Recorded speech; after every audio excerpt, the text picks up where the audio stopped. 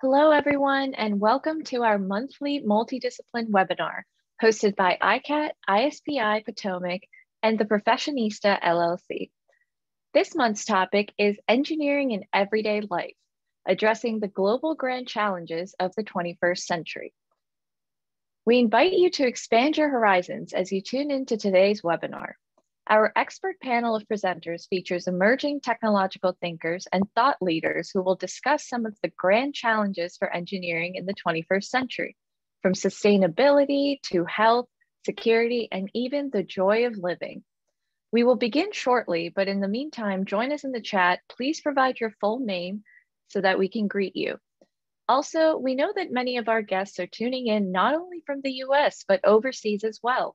So share your city and country with your name so that we can see just how global our reach has become. So far, we've got Ephraim in Virginia, Mina Gulami from Virginia. We have Berhe from Atlanta, Freshta from Alexandria, Virginia, Clarence from Jacksonville, Florida, and Miriam from Alexandria, Virginia. So it's great. Also, we know that, if you're tuning in live and haven't already done so, let us know your full name and when you are tuning in, where you are tuning in from in the chat box so that we can greet you in the chat. This monthly multidiscipline webinar, which we host on the fourth Thursdays at noon Eastern every month, is intended for professionals and leaders who want to develop a multidisciplinary awareness of various disciplines ranging from emerging and trending technologies, organizational improvement, engineering, data analytics, social transformation, and other topics. The webinar is recorded and circulated for the benefit of professionals who are within our circle.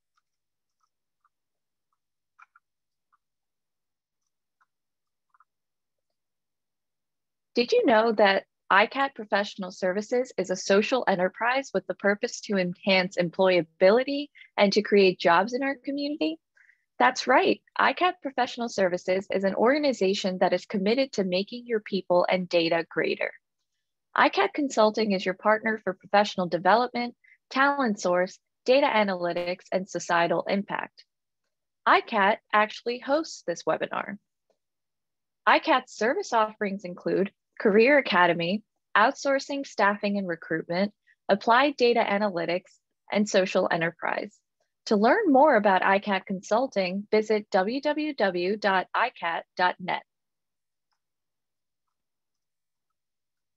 ICAT offers the following 5 credentialed programs.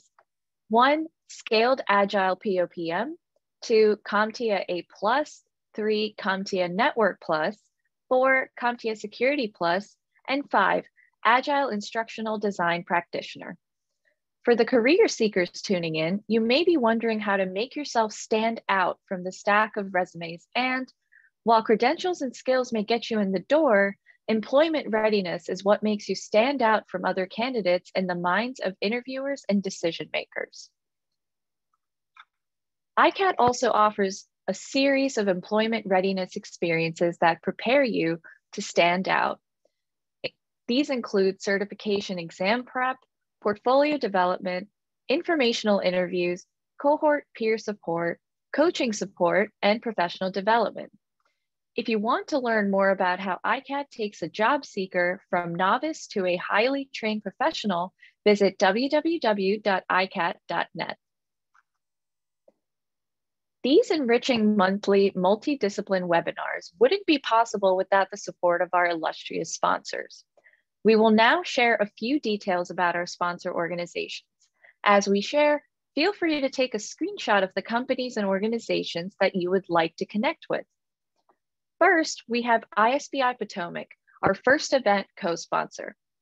ISPI Potomac is the professional home for innovative leaders, educators, consultants, and designers in federal, state, and local governments, as well as international development, education, and non-government organizations around the world. Members of ISPI Potomac share a commitment to community, collaboration, and co-creation to help make our world a better place for all. Our second co-sponsor is the Professionista LLC. The Professionista LLC brings your brand to life with creative storytelling and communication strategies that connect you with your audience. From virtual events to in-person experiences, the company's founder, Jodianne Bigby, speaks life into your content and your strategy in a way that is compelling, enriching, and memorable. The Professionista LLC provides brand storytelling strategy, communication strategy, empowerment keynotes, and voiceover artistry, because what's a communication strategy without a voice to deliver it? So if your organization needs the right voice, a powerful voice to carry your message to your market in a way that makes you unforgettable and makes them want to work with you, text your organization's name and the word voice to 678-694-7763 today. For those of you joining us live, you have several webinar tools that you can use to enhance your experience. We invite you to engage in the chat and share any questions, comments, suggestions, and more that you may have. If time permits and we are able to open the floor for Q&A, you may raise your hand virtually to ask a question and use the unmute feature to ask your question live when you are called upon. We do ask that all video remains off throughout the webinar and that audio remain on mute unless you are called on to speak. Keeping video and audio off helps to keep the focus on the presentation at hand. So we thank you in advance for honoring these standards. If you're joining from the Zoom mobile app or desktop site, the place to make your presence known is in our chat. Let us know what you think of the webinar in the chat area. We appreciate your feedback and thank you for it in advance. If you joined by dialing in from a phone, we encourage you to update your Zoom settings to display your name and where you are tuning in from instead of your phone number so that we can acknowledge you.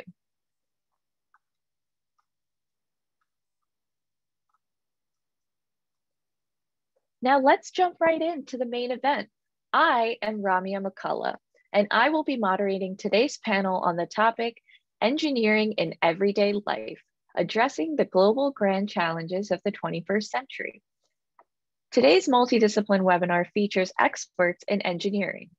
First, we will hear from Dr. Giram Orgesa, structural engineering professor, who will speak on what are the National Academy of Engineering grand challenges.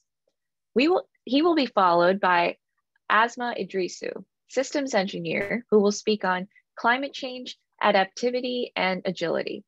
Finally, you will hear from Jeff Tessier, senior manufacturing engineer, who will round out the discussion with spinal allograft manufacturing, the revolutionary engineering of bone.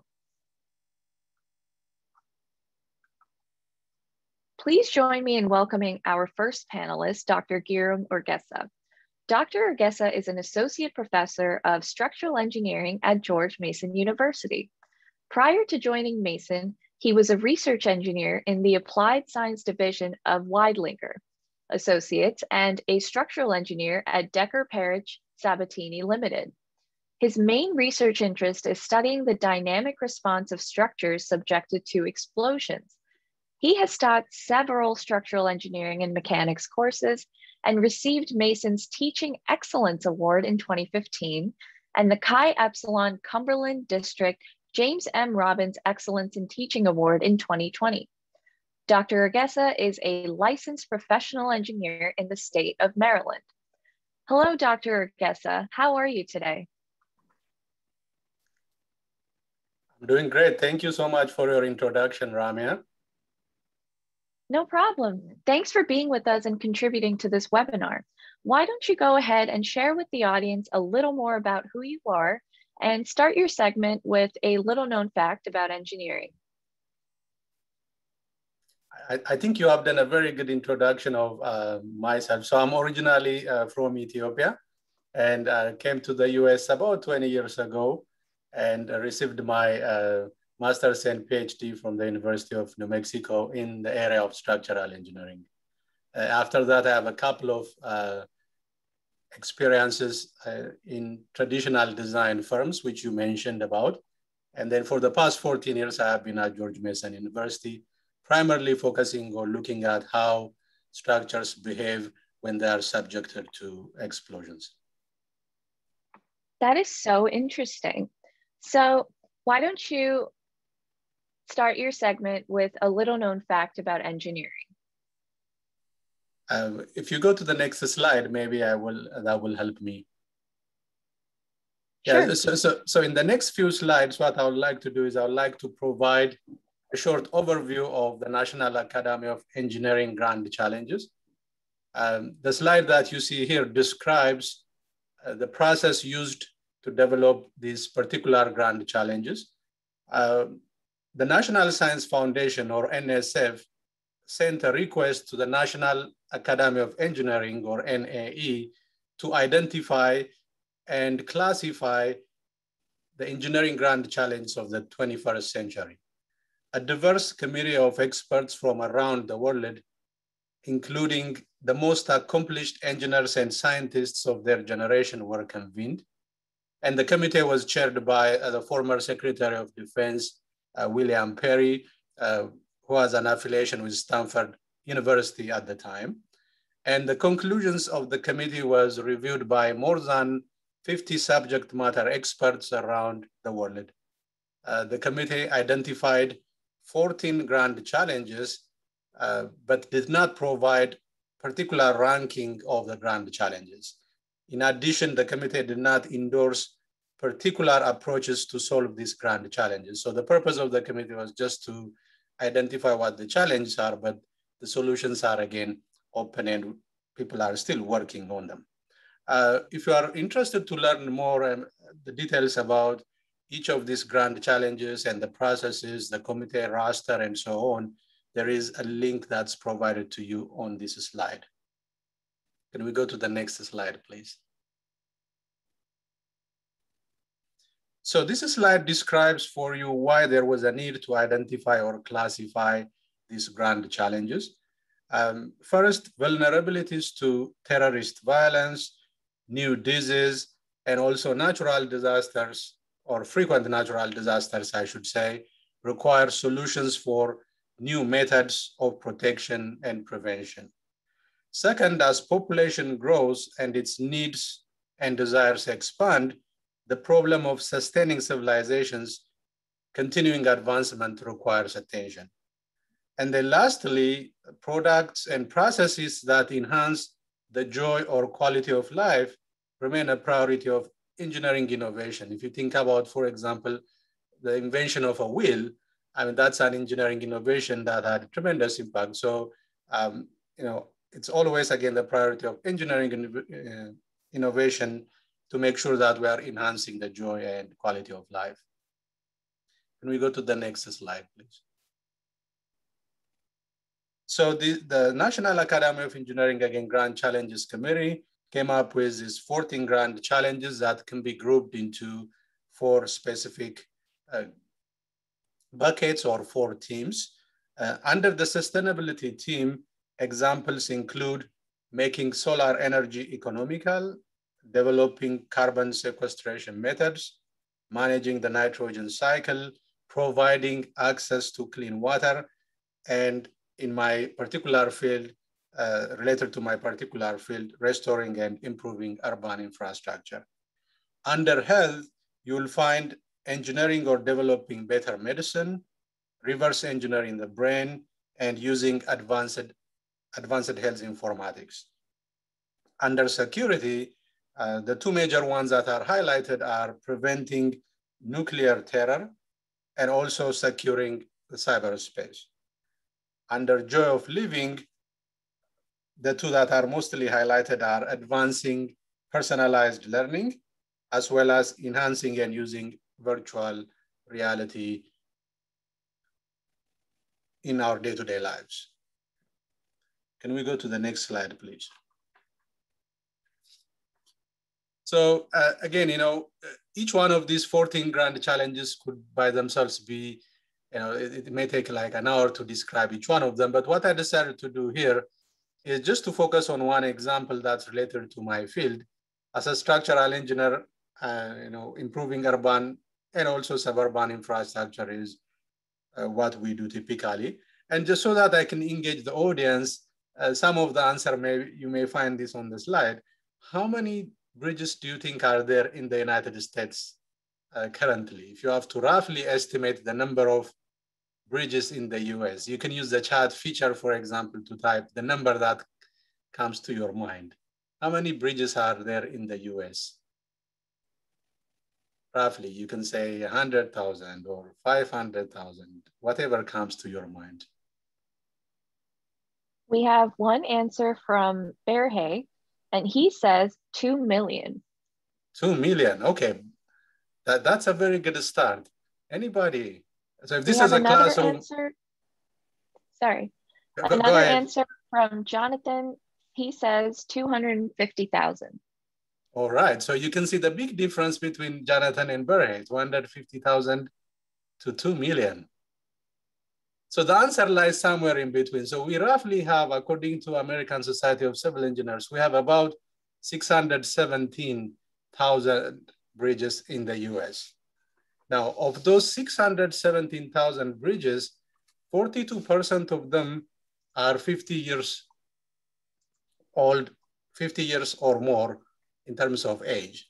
So our infrastructure is really aging, and restoring and improving urban infrastructure is an important topic. In fact, I'm sure you guys are reading the news. Currently, one of the bills that's being considered in the Senate is the infrastructure bill. According to the American Road and Transportation Builders Association, or ARTBA, of those 617 bridges I talked about, 220,000 bridges in the US need major repair, and about 46,000 of them are classified as structurally deficient. And bridges are, to give you an idea, bridges are considered structurally deficient if they have been restricted to lighter vehicles, or if they are close to traffic, or if they require rehabilitation. Just to give you again a visual, the bridge you see on the slide, on the right-hand side is the Hernando de Soto Bridge, carrying 6 lanes of I-40. How many of you guys have heard about this bridge recently? This has been in the national news last month.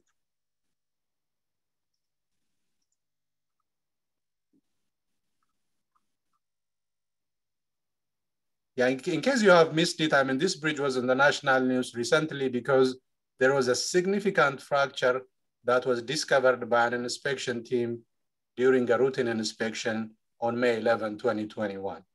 And the bridge is actually now closed to traffic. So if you can look at the bottom right-hand side of the bridge, do you see a big crack on the beam? Close to the number 7 that you see on the picture, you see a big crack that was actually found, and the bridge has to be closed. And this was a major, again, bridge. The reason I'm highlighting this was because it was a recent event, but a lot of our bridges, again, need in the US rehabilitation, or some of them actually need replacement. And solutions, so as a grand challenge, the committee identifies that this is an important area, but the committee did not say we have to do X, Y, Z to address this issue. So to give you an idea, solutions to this type of problems will include finding new ways of inspecting bridges using drones. This bridge was, for example, inspected repeatedly, but this crack was missed. Because again, the way we inspect bridges traditionally is very labor intensive. We have to close the roads. We have to send people through like a bucket from a truck. But there are, many exciting things that are worked out in many universities now, where you can send a drone, take a picture, and use computer vision to highlight, for example, fractures that you may find. Another solution that you may think about here would be whenever we are replacing bridges, or whenever we are building new bridges, we can incorporate new construction materials or new design processes. Of course, implementation of solutions will require money, policy, and political will. And I think I'm coming up to my time. I'd just like to conclude by encouraging you to learn more about one or more of the grand challenges and lend your expertise and time to formulate solutions to these challenges. Thank you so much, Ramya. Great. So Jonathan Tessier has heard about this and he says, yikes. And EJ LeBlanc has said, driving around DC and Maryland, you see some terrifyingly rusty bridges. That's correct. In fact, I mean, yesterday or a day before, if you guys in the DC area, there was one pedestrian bridge which collapsed on the 295, and 5 people who were in the cars were taken to the hospitals with injuries. So these things are also happening at the local scale. So we need, I think, the reason I'm highlighting that is, again, restoring and improving urban infrastructure is an important. So we've got a question for you from the chat from Jonathan Tessier. How will you overcome political and policy barriers? Jonathan, I think that's a good question. I think one of the things that we do is, again, through advocacy. I'm a member of American Society of Civil Engineers. American Society of Civil Engineers annually publishes what we call a report card for our infrastructure. You know, they will take a look at the inventory of our bridges, our water treatment facilities, and we report the findings. And typically our infrastructure is graded as, in most of the categories, it is D- or like C-. And this is usually, again, ASC advocates for getting more funding for rehabilitating bridges. And I think in both political parties, infrastructure used to be at least one area that they used to agree. Nowadays, I know the political climate is difficult, but I think people realize that we have to do something. So from the engineering perspective, or from the academicians, from the societies, we just have to highlight the importance of doing this. Otherwise, I think, you know, the catastrophe is tremendous. That is a terrifying thought. And Joy Ithaca has said, making people aware of the problems is probably a very important first step. So let's move on. Right. So let's move on to our next panelist.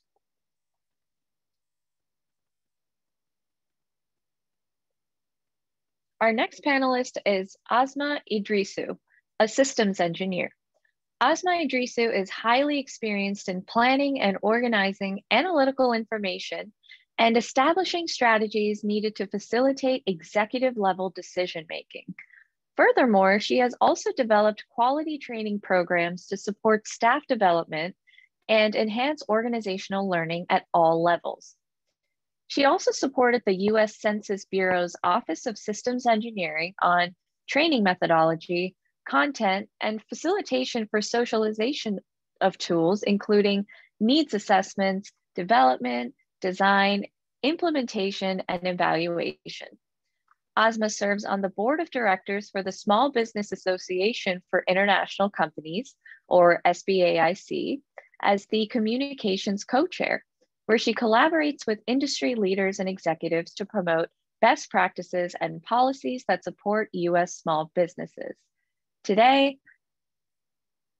Inceptima consults and advises companies in the fields of technology, climate change, and energy. Hello, Asma. How are you today? Hey, Rabia, thank you so much. I'm good, thank you. So just to clarify, Inceptima is my company. So Asma is Inceptima, sorry. Sorry for the break there. Thank you so much for having me here. So yeah, please let's go ahead and jump right into it. Sure, would you like to share a little bit more about who you are and maybe start your segment with a little known fact about engineering? Well, if I talk about myself, we're going to stay here all day. So, all right, but, whatever you're comfortable with. Just a few things. Well, I am Egyptian and Nigerian, my roots. I've been in the United States since I was a kid, studied systems engineering, and I'm very passionate about the climate, very passionate about education and engineering. And, you know, I do want to make an impact. So I try my best to get involved in anything that's going to impact the world positively. Hence my discussion today about climate change. Wonderful. All right, so let's start your presentation. Thank you. Next slide, please. Yeah.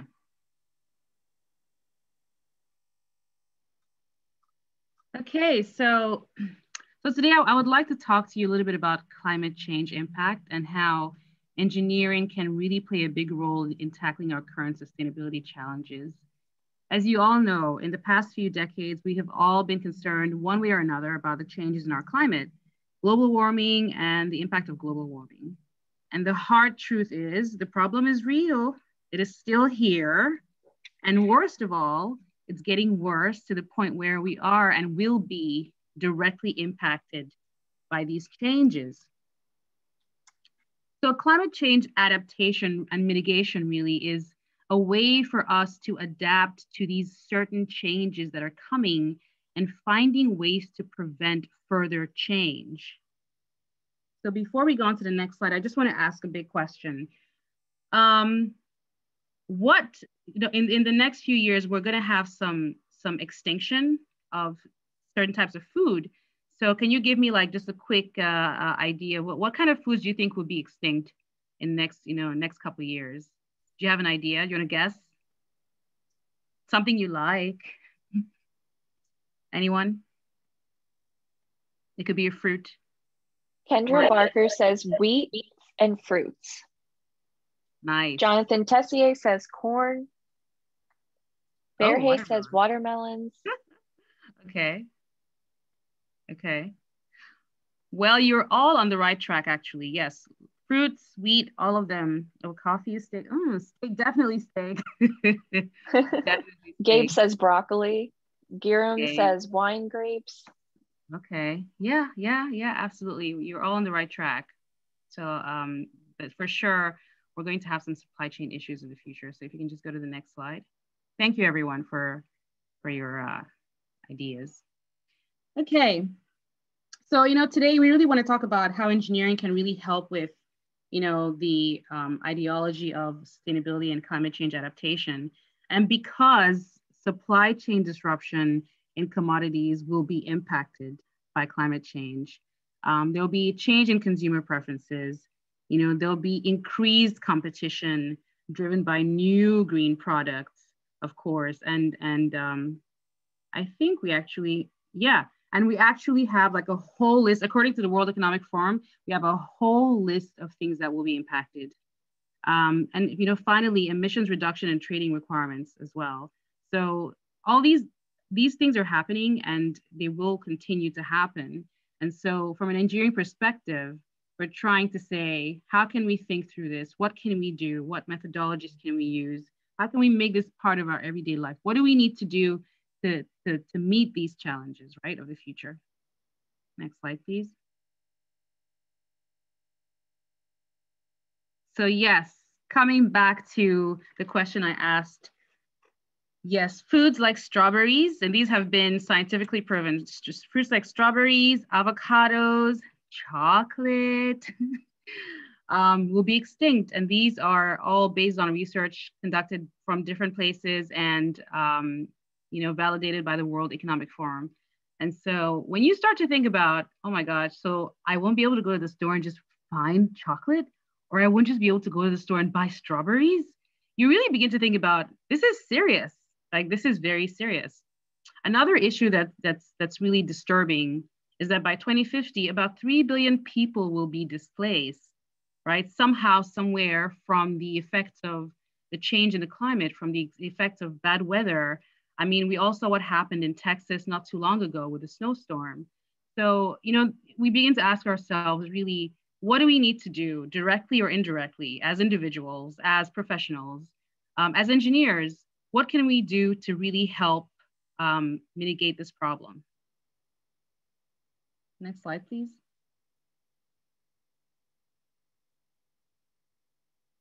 So from an engineering perspective and using systems engineering approach and critical thinking, and of course, inspired by the United Nations Sustainable Development Goals.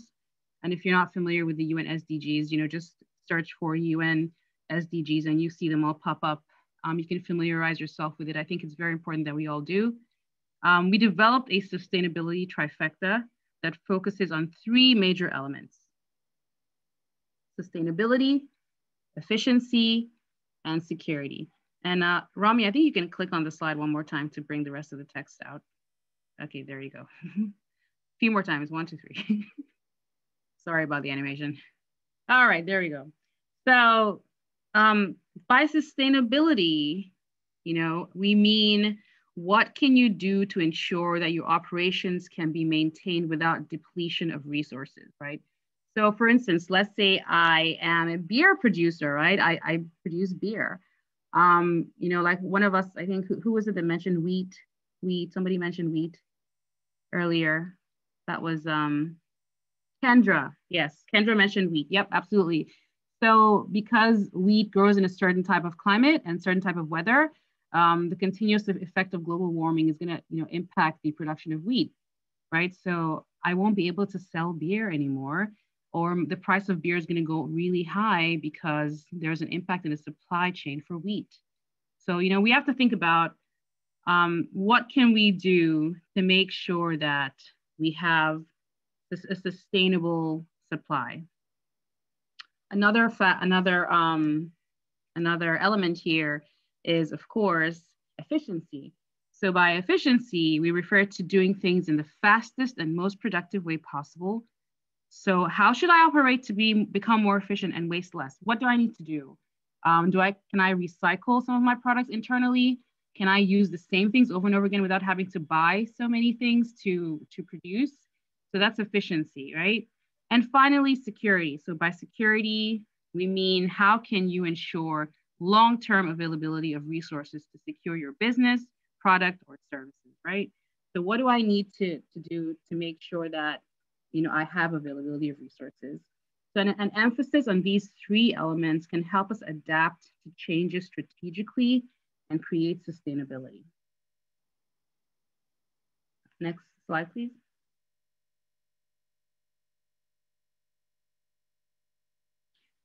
So from an engineering perspective, we want to look at, becoming agile. Of course, you guys have heard about agility. Today's world is everything's agile. Software agility, agile development, agile is, but we can become agile as well when it comes to sustainability and climate change adaptation. And part of that is just really looking into your organization and assessing the type of organization you have, depending on the industry type, and then developing a custom workshop or plan, an adaptation toolkit that can help you identify the elements that you need to start paying attention to, and coming up with ways to really do things better. And then, of course, finally, you would have to transfer that knowledge to people you work with, and just pass it on so that we can become a more sustainable society. Since our food is going to be impacted, our health is going to be impacted. What are the little things that you can do to make it better? Can I switch from a plastic toothbrush to a wooden toothbrush? Absolutely. It's even better for you. So you don't have to buy a plastic toothbrush all the time. Those are little things that we can do to become more sustainable. Next slide, please. So by adaptivity, it comes back to, again, you can adapt to climate changes by creating and formalizing a development commitment consisting of actionable steps and procedures your enterprise can take with technology. So again, what can we do? What are actionable steps that we can create? Thinking through and assessing what our organization does, or enterprise or company, no matter how small you are. And what are these things that we can do that can become actionable steps that would lead to, positive changes and more sustainable changes in my organization. And then with creating these workshops or sustainability toolkits, you can help your organization improve environmental health and safety, and of course, boosting efficiency, security, and sustainability of operations. So I'll leave you with the next slide, please.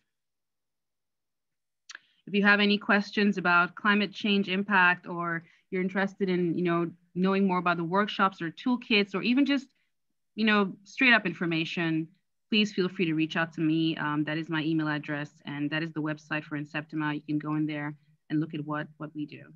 Thank you so much for the opportunity. Thank you so much for such an eye-opening presentation. We had a lot of comments about food going extinct, and Tiffany said, no, not chocolate. And I feel the same way. Chocolate's the scariest one, I think. Wouldn't you say? Absolutely. I love chocolate. So that was very scary when I found out. Yeah. Great, great. Thank you so much. Gabe says, no, not coffee. Yes, coffee is another one that is absolutely mortifying. Sorry, Gabe. All right, so let's move on to our next panelist. So for our third and final panelist, we have Mr. Jeff Tessier, Senior Manufacturing Engineer. Jeff has 40 years of engineering experience in the field of orthopedics. Jeff holds 3 US patents in systems and machine engineering using titanium, stainless steel, and bone materials. As a hobby, Jeff builds custom bikes. Jeff has been invited to speak at numerous manufacturing conferences, with attendees always finding his presentations to be fascinating. We are fortunate to have Jeff here to present on a very innovative manufacturing technique. Hello, Jeff. How are you today? I'm good, thanks. Can you hear me? Yes, yes, we can Great. hear you. Also, would you like to share? I wanted to mention I am also a big fan of chocolate, and I couldn't live without it. Oh man, I feel like Jeff. that just Sustainability. Sustainability. Sustainability, yes. Would you like to share a little bit more about yourself? Well, I am, so in the orthopedic business, I would say about 80% of that has been trauma and 20% is going to be joint reconstruction. But I'm also really known in the area for the bicycles. I've built bicycles for handicapped people, for mountain bike racers and road racers and track racers. And I've done that for several years now. So it's a fun little hobby. Sometimes it's not so fun, but then for the most part it is, seeing a handicapped guy or a person get on a bike and ride it again. So, but we can go on to our fantastic. Yes, we can go on to our presentation, my presentation here. Sure. I work for a company called Tava Tech. A lot of people ask, what is Tava Tech? Well, Tava is what the Indians used to refer to the mountain Pikes Peak. You know, today we know it as Pikes Peak, but in the several hundred years ago, the Indians referred to it as Tava, meaning the Sun Mountain. And we are just located to the north of Colorado Springs in a little town called Palmer Lake, Colorado. And we're known for improving processes. So companies that will get a hold of us if they have problems making, aerospace parts or automation part or automotive. But majority of what we do is in the orthopedic businesses. So next slide, please. So what I wanted to kind of show you today was, talk to you a little bit about back pain and what causes back pain.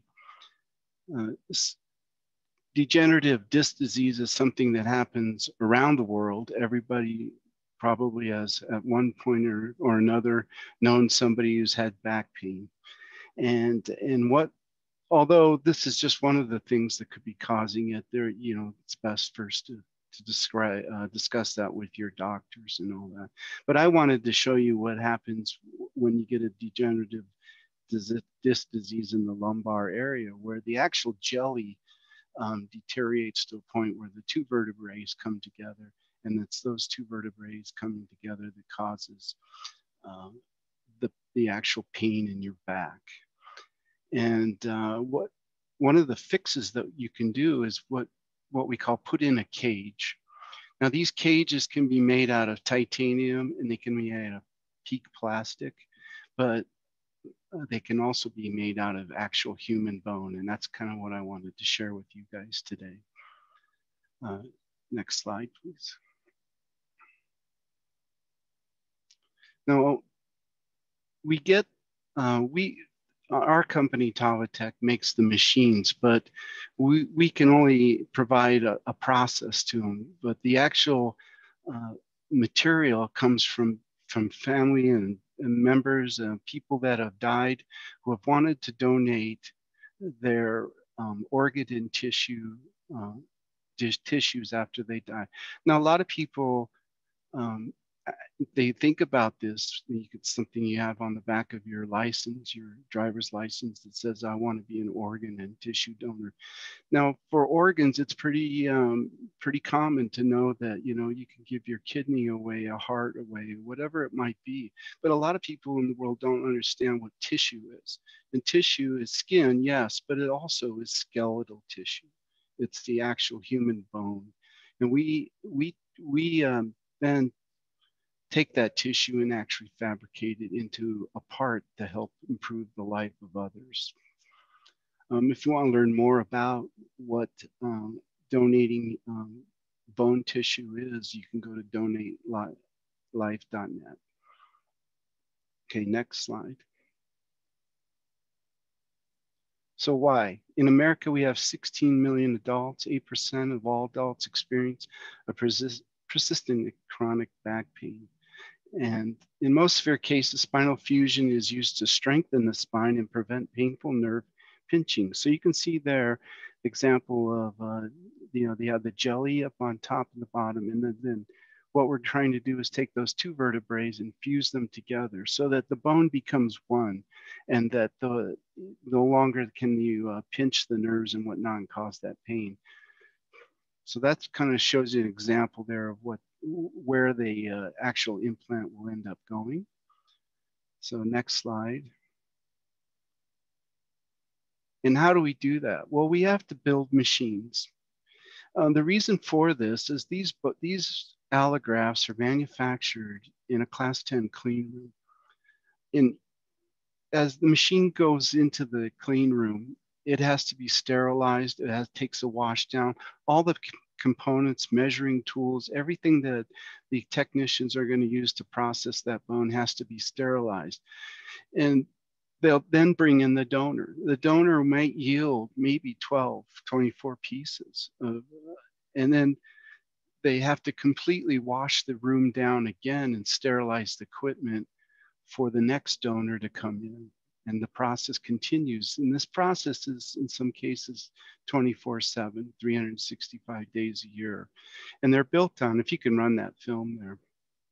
So these are custom CNC machines that we build at Tavatech that are designed to go through an actual door. If you can imagine pushing a machine tool through a door and placed in a clean room. And then it's been then sterilized, washed down, and then the bone segments are brought in and then actually fabricated into these parts. The machine itself is made out of stainless steel and aluminum. The reason for that is this hydrogen peroxide that they use to sterilize the equipment is very corrosive. Anything that consists of steel or will be gone within weeks. It's so corrosive. So the machine has to be built using materials such as stainless steel and aluminum. You cannot buy these machines at any machine tool dealer anywhere in the world. They are all custom made by our company. Next slide.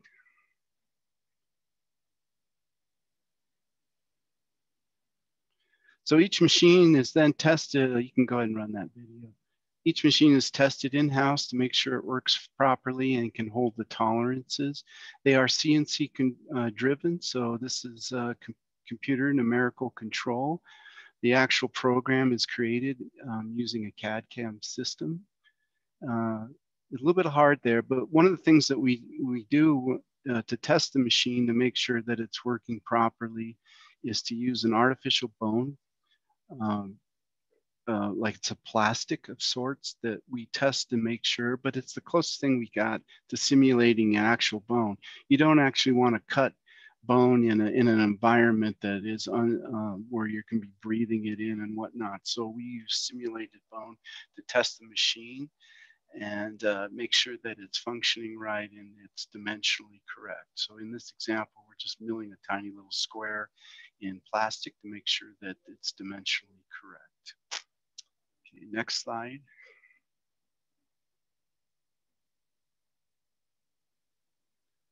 As I said, the actual components, these actual implants are actually made in a class 10 clean room. You can see these are technicians. These technicians go through a very elaborate cleaning process. It takes about 45 minutes to go from street clothes and to actually get into the clean room where you're actually going to process the actual bone. And you can see there's some other small supporting machines as well as one of the CNC machines. And this is a good example of a clean room and how the bone is processed. And so next slide. These are examples of what is made out of human bone. These are some of these implants are actually sub-assemblies or assemblies. They consist of cortical bone and then some of your spongier bone. You can see the teeth on the bones are designed to adhere to the upper and lower vertebrae as they're inserted in. And then the other thing I showed there that I really wanted to show was this is an actual piece of human bone being machined into a part.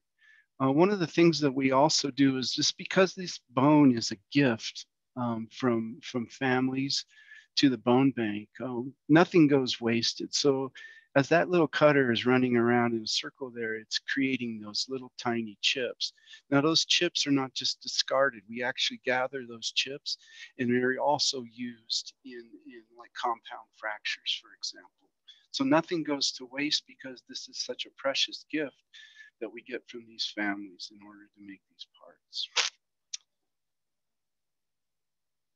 It's interesting cutting bone because there is no lubricant that we can spray onto the bone during the manufacturing process. So it's actually the fatty, jelly, liquidy substances that are naturally found in humans or in their bone that is actually used as the coolant.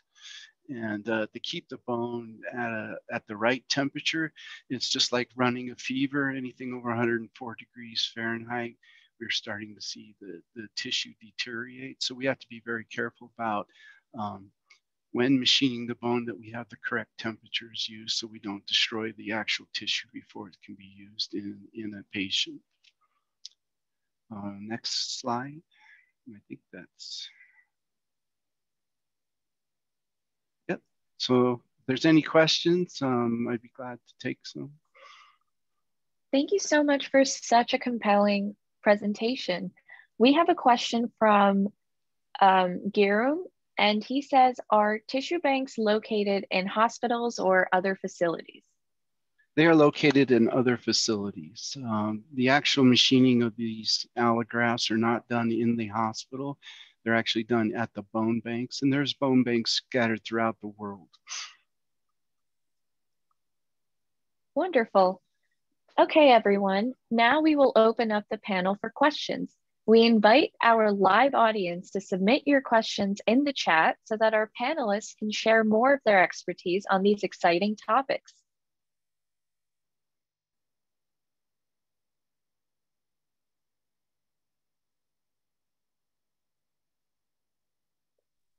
Asma says, do orthopedic surgeons recommend this technique? Yes, they do recommend it. One of the benefits that you get with bone versus like a titanium cage or plastic cage is that if you do a fusion with titanium, that implant is there for life.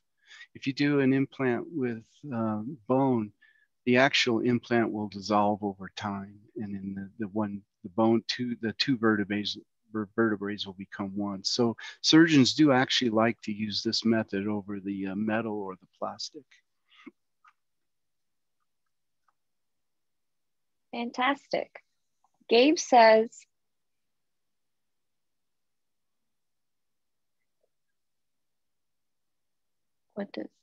Gabe says, may I ask the panelists to tie up various presentations to the main topic in a form of a concluding remark?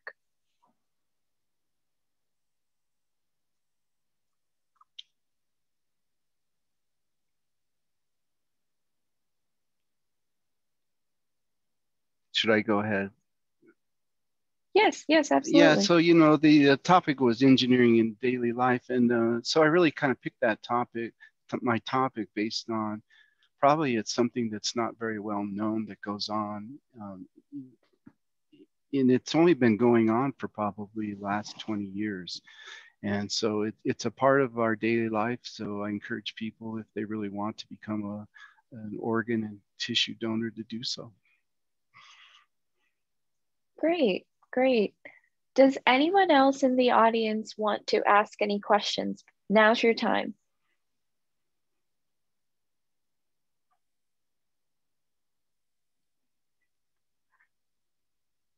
All right. Asma, do you have a concluding remark? Absolutely. So with climate change impact, adaptation, and mitigation, you know, like I said earlier, we're all engineers one way or another. Some of us are professional engineers. Some of us are engineers just like that. We're born engineers and we engineer every day at home. Everybody is an engineer as far as I'm concerned, okay? If you can make a cup of coffee, you're an engineer. So you can engineer ways to become more sustainable, even as a person, and just try and do your utmost best to waste less and become more efficient, and think about the climate. And as you think about the climate, think about your health, think about your food. I think those are very, very important factors for our survival. So if we think about it that way, I think the world will become much, much better in the next few years. Wonderful, wonderful. Thank you so much for your insights. Dr. Gessa, would you like to say some concluding remarks? Okay, well, thank you so much for giving us the opportunity to discuss again our ideas and our work. So as Jeff talks about it, when I was thinking about the problem he's dealing with, and I'm trying to map where this will fit into the grand challenges. In fact, if you look at one of them, which says engineer better medicines, you know, it definitely fits in that category where the synopsis for that is engineering can enable the development of new systems to use genetic information, sense a small change in the body, assess new drugs, and deliver vaccines to provide healthcare directly tailored to each person. So I think thinking about these problems in a bigger framework of grand challenges will help us to have better disciplinary and interdisciplinary solutions in addressing these challenges. Thank you. Fantastic. All right, we want to thank all of you for joining us for today's multidiscipline webinar, and a special thanks to all of our panelists for sharing from their wealth of knowledge on engineering in everyday life.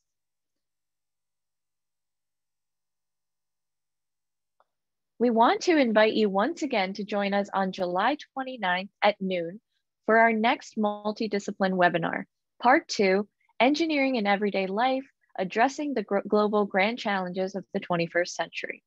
On July 29th, we will explore more technological possibilities and engineering solutions that are just within our grasp, as well as some that lie just beyond our imaginations. Join us live and expand your horizons as our panel of emerging technological thinkers and thought leaders discuss some of the grand challenges for engineering in the 21st century, from sustainability to health, security, and even the joy of living. Mark your calendars for July 29th at noon Eastern so that you don't miss this mind-expanding discussion. So find the link in the chat, register now, and we will see you at the next multidisciplinary webinar. Thank you so much.